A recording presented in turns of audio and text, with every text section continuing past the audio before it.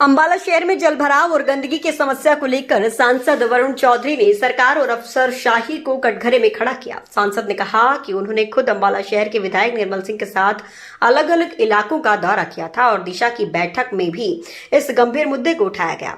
बावजूद इसके समस्या के समाधान को लेकर सरकार और अधिकारियों की गंभीरता नजर नहीं आ रही।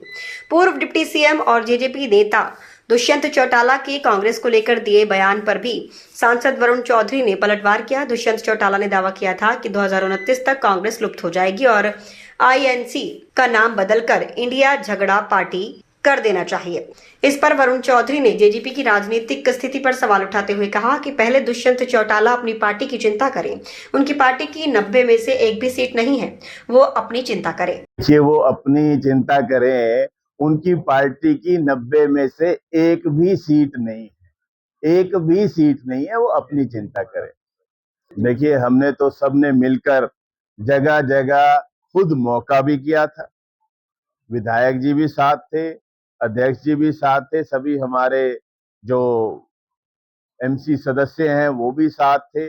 इसीलिए गए थे कि हमें खुद भी जानकारी हो कि स्थिति, वास्तविक स्थिति क्या है, और उसको लेकर बार बार, और जब दिशा की बैठक थी उसमें भी ये मैंने सवाल उठाया था और ये प्रशासन से और कॉरपोरेशन से आग्रह किया था कि आप जिम्मेदारी, जब जब पारदर्शिता की बात होती है तो आप क्यों नहीं, जो प्रोमिनेंट प्लेसेस हैं, जो चौराहे हैं, हर वार्ड में जानकारी हो कि यहाँ पर सफाई की व्यवस्था की जिम्मेदारी किस अधिकारी की है, वो डिस्प्ले हो। और साथ ही जो हेल्पलाइन नंबर है उसके नंबर भी जगह जगह पर डिस्प्ले हो, जिससे कि किसी भी हमारे अंबाला वासी को समस्या हो वो पंजीकरण करा सके। आज तक भी इस प्रकार का कोई भी बोर्ड नहीं लगा है, जो कि दुखद है। अपनी जिम्मेदारी से अधिकारियों को भागना नहीं चाहिए।